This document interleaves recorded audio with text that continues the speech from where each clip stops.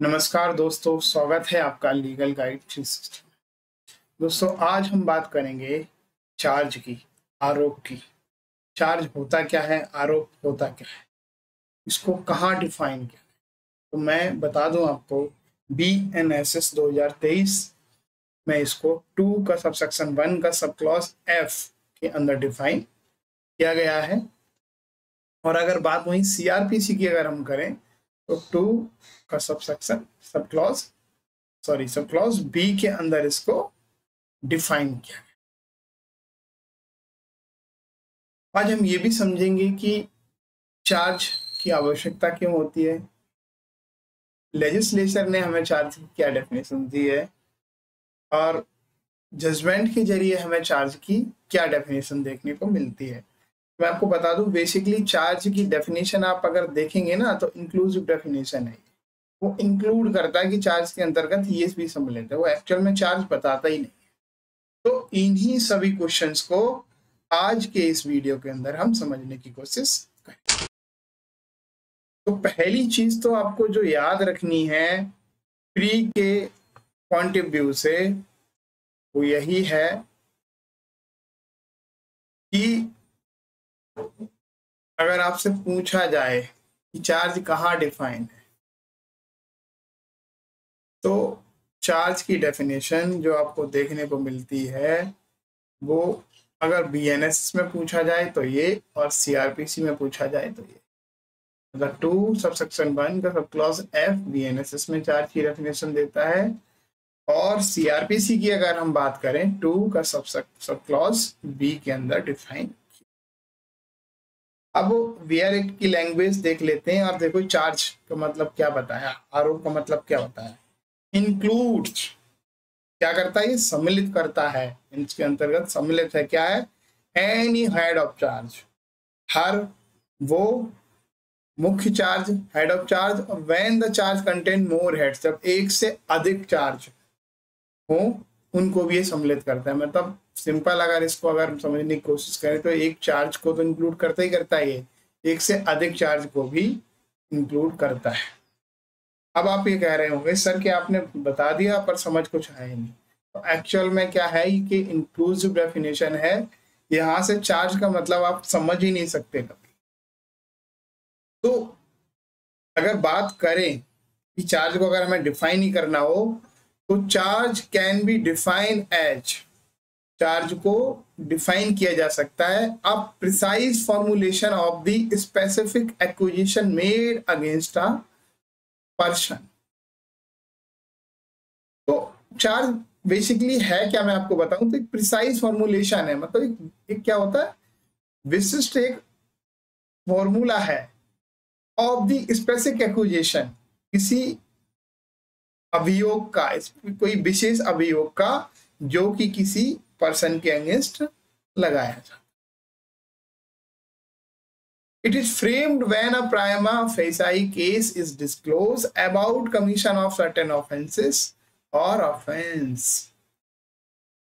तो ये तभी फ्रेम किया जाता है जब प्राइमा फेसाई, मतलब इनिशियली आपको कुछ ऐसा दिखता हो,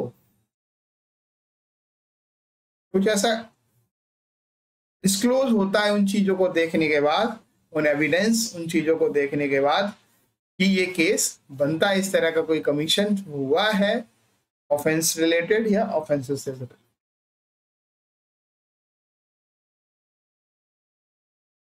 सिंपल थिंग मैं आपको एक बताऊं, अगर बहुत बेसिक बताऊं तो चार्ज क्या है, आप ऐसे समझो कि पुलिस ने इन्वेस्टिगेशन किया, FIR कर दी, इन्वेस्टिगेशन करा, और उसके बाद उन्होंने चार्जशीट फाइल कर दी 173 सब क्लॉज 2। अब चार्जशीट कोर्ट के अंदर आ गई है, नए लॉ में 193 सब क्लॉज 3 हो जाती है ये। चार्जशीट कोर्ट के अंदर आ गई। अब इसके बाद कोर्ट देखता है इसमें, और इवन प्रोसिक्यूशन और जो डिफेंस है उनको भी मौका मिलता है कि आप बताएं कैसे ही आपके ऊपर जो ये अब केस जो बन के ऊपर आया हुआ है वो कैसे नहीं बनता है आपके ऊपर। तो बेसिकली उसके ऊपर हम आर्गुमेंट करते हैं, फिर चार्ज बनता है तो चार्ज फ्रेम किया जाता है, चार्ज नहीं बनता है तो चार्ज फ्रेम नहीं किया जाता है, डिस्चार्ज कर दिया जाता है। तो बेसिकली इसका जो मेन उद्देश्य है वो ये है ताकि ये डिसाइड हो सके कि किस पर्टिकुलर ऑफेंस में हमें केस को आगे चलाना, जिससे कि प्रोसिक्यूशन भी कंफ्यूज ना हो कि उसको ये चीज प्रूव करनी है। अगर चार्ज फ्रेम ना हो तो क्या होगा, वो कैसे करेगा? तो एक सटीकता हो जाती है कि इस चीज को फ्रेम करना है, इस चीज में चार्ज फ्रेम हो गया, हमें इसको करना। ऐसे ही हमारा जो डिफेंस है उसके लिए अपना डिफेंस तैयार करने का पूरा वो हो जाता है, ताकि वो अपना डिफेंस तैयार कर सके कि हमारे ऊपर जो एलिगेशंस हैं, जो हमारे ऊपर जो चार्ज फ्रेम हुआ है वो इस सेक्शन में हुआ है, तो इसके अकॉर्डिंग हम अपना डिफेंस तैयार करके रखें। एक जजमेंट है, मैंने ये डेफिनेशन ऐसे ही नहीं दी है। In Esher Singh versus state of Andhra Pradesh 2004 supreme court है। तो इस जजमेंट में सुप्रीम कोर्ट ने बताया, अभी निर्धारित किया Esher Singh versus state of Andhra Pradesh में कि charge is an accusation made against the person. तो चार्ज क्या होता है? एक अभियोग होता है, अभियोजन होता है जिसे एक्यूज के अगेंस्ट बनाया जाता है in respect of offence alleged to have been committed by him. उन ऑफेंस की रिस्पेक्ट में जो उसके ऊपर जो ये एलिज्ड ऑफेंस है, ऐसे ऑफेंस उसने खुद किए। तो ये क्या होता है कि अभियोग होता है एक, ठीक है। और किस चीज का अभियोग होता है? एलिज्ड ऑफेंस का, जो उसके ऊपर ऐसा आरोप है कि उसने ऐसे एलिज्ड ऑफेंस किए हैं उस व्यक्ति के। तो आई होप अब आपको चार्ज समझ में आ गया होगा। बेसिकली ये क्या होता है कि अभियोग होता है किसी व्यक्ति के अगेंस्ट एलिज्ड ऑफेंस का। सिंपल मतलब इसका ये है। अब यहीं पे थोड़ा सा समझ लेते हैं object of framing of charge, मतलब क्या ऑब्जेक्ट क्या है इसका। The object of framing a charge is to give notice of the essential fact which the prosecution proposed to establish against the accused in order to prove the case against him। मैंने already आपको ये चीज बता दी है पहले कि basically तो purpose क्या है कि जो एसेंशियल फैक्ट हैं उनको नोटिस कराना है, ताकि जो प्रोसिक्यूशन है वो एक्यूज के अगेंस्ट अपना केस स्टेबलाइज कर सके, so that the accused may not be prejudiced in his defense। और दूसरी बात ये भी है कि accused जो है अगर ये चीज नहीं होगी तो प्रिजुडाइज हो जाएगा अपने डिफेंस से, वो डिसाइड नहीं कर पाएगा। तो वो प्रिजुडाइज ना हो अपने डिफेंस से, मतलब उसको कोई हानि ना हो। प्रिजुडाइज की बात का भी होता है, उसको डिफेंस में कोई हानि ना हो, इसलिए वो अपनी अच्छे से तैयारी कर सके इन एलिगेशन से बचने की। तो मेन ऑब्जेक्ट इसका यही होता है, और ये फाउंडेशन होता है जो अभियोग होता है एक्यूजेशन का क्रिमिनल ट्रायल। तो ये कुछ इंपॉर्टेंट चीजें थी आपकी चार्ज से रिलेटेड कि उसका ऑब्जेक्ट क्या है, क्यों चार्ज फ्रेम करते हैं, ताकि एक दोनों जो चीजें हैं, इवन मैं तो कहूंगा कोर्ट के लिए भी, सबके लिए एक स्पेसिफिक होता है कि हाँ करना क्या है, इसमें चार्ज फ्रेम हुआ और किस डायरेक्शन में केस को चलाना है। तो ये था चार्ज से रिलेटेड कुछ इंपॉर्टेंट। आई होप आपको चार्ज समझ में आ गया होगा, है ना। अब हम कुछ इंपॉर्टेंट प्रोविजंस समझ लेते हैं जो चार्ज से रिलेटेड है। तो मैं आपको बताऊं कि बहुत सारे लोग ने सिंपल सा ये लिख दिया, it separates the inquiry stage from the trial. बहुत सारे लोग ये कहते हैं कि जो चार्ज है वो इंक्वायरी को सेपरेट करता है ट्रायल से। तो क्या वो ये कहना चाहते हैं कि ट्रायल के दौरान इंक्वायरी नहीं होती है? क्या ट्रायल के बाद इंक्वायरी नहीं होती? वो यही कहना चाहते हैं कि इन्वेस्टिगेशन के बाद और चार्ज से पहले ही इंक्वायरी होती है?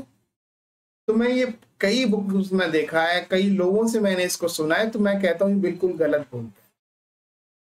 मैंने इसीलिए इसमें लिखा है, जनरली सामान्यता ऐसा देखा जाता है कि ये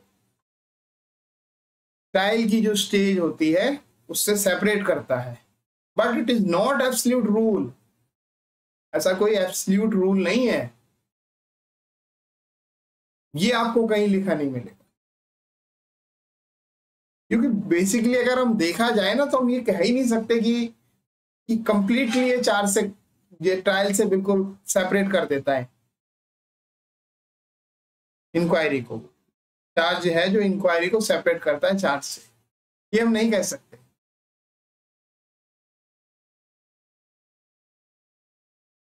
अब कुछ प्रोविजंस हैं, the provisions relating to charge are laid down in chapter 18। अब ये आपके प्री के क्वेश्चंस हैं, वो ऑब्जेक्ट वगैरह जो चार्ज क्या है वो मींस का है, वो उसमें चार्ज के रिगार्डिंग वो पूछा जा सकता है, तो वो जजमेंट के रिगार्डिंग आप लिख सकते हो। प्री में आपसे जो पूछा जाएगा वो ये पूछा जाएगा कि BNSS के अंदर चार्ज कहाँ डिफाइन। तो चार्ज का जो चैप्टर अगर पूछा जाए तो चैप्टर आपको 18 बता देना है, 18 बता देना है, और सेक्शंस अगर पूछे जाए तो 234 to 247 यानी 234 से 247।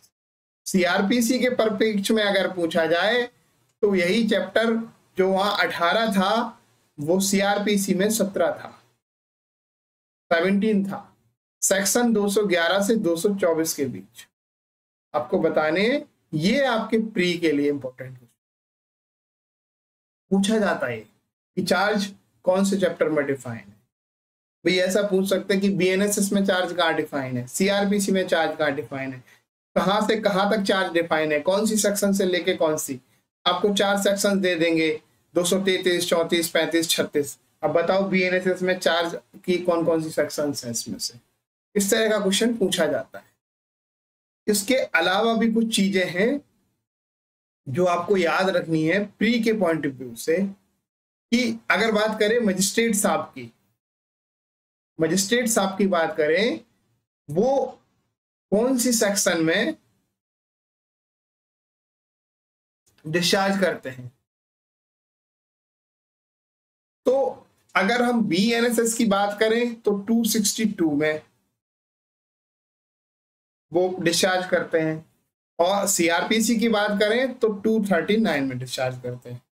वहीं अगर कोर्ट ऑफ सेशन की बात कर लें तो BNSS के परिप्रेक्ष्य में देखेंगे तो 250 BNSS में वो डिस्चार्ज करते हैं, और 227 CRPC में वो डिस्चार्ज करते हैं।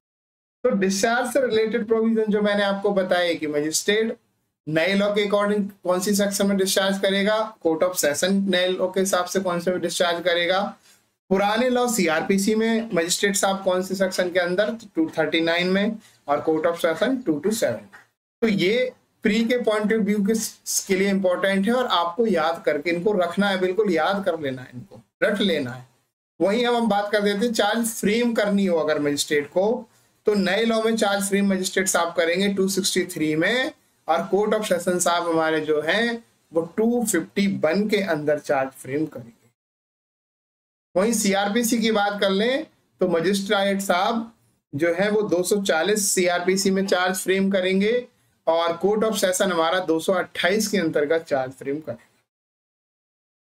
इसके अलावा procedure when case institute otherwise than on police report, ये तो हुआ जब जब एक 173 में जो रिपोर्ट आती है उसके बाद जो कोर्ट ऑफ सेशन और मजिस्ट्रेट साहब जो चार्ज फ्रेम करते हैं उस टाइम की सिचुएशन है कि पुलिस रिपोर्ट पे जब चार्ज फ्रेम करते हैं तब की बात है। Other than police report, other than police report मतलब पुलिस रिपोर्ट जो FIR हुई है और चार्जशीट लेके आए हैं जो हमारे इन्वेस्टिगेशन ऑफिसर लाते हैं, उसके अलावा other than police report actual में 173(3) में जो रिपोर्ट फाइल होती है, 173(2) और 193(3) नए लॉ की, उसे हम पुलिस रिपोर्ट कहते हैं चार्जशीट को। तो अदर देन चार्जशीट जो केस इंस्टीट्यूट होते हैं ये बेसिकली आपको कंप्लेंट जो होती है 156(3), 200 उसकी तरफ इंडिकेशन दे रहा है कि उस तरह के कोई केस है। अदर देन जो चार्जशीट से के अलावा भी केस इंस्टीट्यूट होते हैं कोर्ट के अंदर, अदर देन हो तब अगर चार्ज फ्रेम करना हो, डिस्चार्ज करना हो, तब कौन से प्रोविजन फॉलो होंगे। तो डिस्चार्ज करना हो तो BNSS में 268 है और मजिस्ट्रेट इसमें डिस्चार्ज करेंगे। सेशन जज के लिए यहाँ नहीं लिखा हुआ है। तो जनरली जो कंप्लेंट केस है वो टू द मजिस्ट्रेट के लिए होती है, तो इसीलिए जनरली कंप्लेंट केस इंस्टीट्यूट जो होता है मजिस्ट्रेट का ही होता है, तो आपको इसीलिए यहाँ मजिस्ट्रेट याद रखना है। पुराने लॉ की बात करें सीआरपीसी में तो 245 में जो other than on police report case institute होता है, तो 245 में मजिस्ट्रेट साहब एक्यूज को डिस्चार्ज करते थे। ठीक है, तो अगर पूछा जाए other than police report magistrate साहब अगर किसी एक्यूज को डिस्चार्ज करें बीएनएसएस के अकॉर्डिंग तो कौन सी सेक्शन होगी, तो 268 होगी, सीआरपीसी के अकॉर्डिंग 245 होगी। Procedure when accused not discharged, तो अब ये स्थिति क्या है, सीधा नहीं लिखा कि फ्रेमिंग ऑफ चार्ज नहीं डिस्चार्ज करते हैं तब क्या होगा। तो एक्चुअल में इसके अंदर एक जो सब क्लॉज लिखा है वो ये भी लिखा है कि चार्ज फ्रेम की भी बात कही गई है। तो चार्ज फ्रेम अगर करेंगे अदर देन पुलिस रिपोर्ट तो 269 बीएनएसएस में और 246 सीआरपीसी में हमारे मजिस्ट्रेट साहब चार्ज फ्रेम करेंगे। इसमें और भी प्रोसीजर बताएगा। तो ये कुछ रेलिवेंट प्रोविजंस थे चार्ज से रिलेटेड, और ये जो मैंने ये जो लास्ट पेज बताया ये पूरी तरह से प्री के लिए इंपॉर्टेंट हो जाता है। तो आपको ये याद रखना है। चार्ज मैंने आपको समझा दिया, चार्ज होता क्या है। आई होप अब चार्ज में आपको कोई दिक्कत समझने में नहीं होगी। मेंस के रिगार्डिंग मैंने ऑब्जेक्ट भी बता दिया, जजमेंट से भी बता दिया कि जजमेंट ने चार्ज को क्या डिफाइन करा है, तो वो ऑलरेडी आपको मैंने बता दी सारी चीजें। Thank you so much. Join our Telegram channel to get free study material. आज के लिए इतना ही, कल फिर मिलेंगे एक नए लेक्चर के साथ। अगर आपको पीपीटी चाहिए तो मेरा ये क्यूआर कोड आप स्कैन करके यहाँ से पीपीटी डाउनलोड कर सकते हैं। कोई अदर इंक्वायरी है आपकी तो आप इस नंबर पर कमेंट करके मेरे से पूछ सकते हैं। Thank you so much. मिलेंगे कल फिर एक नए लेक्चर सीरीज के साथ, तब तक के लिए धन्यवाद।